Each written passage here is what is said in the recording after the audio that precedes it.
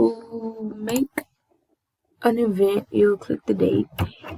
I'll title it meeting.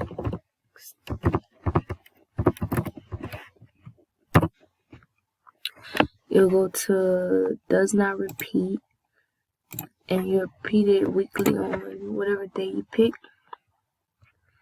Add a Google Meet conferencing call. You can add guests if you want. Pick the time that you want it.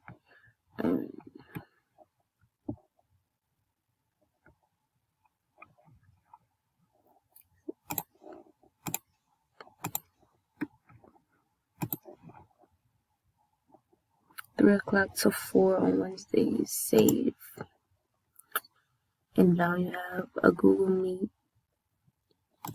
every day, every week on Wednesdays.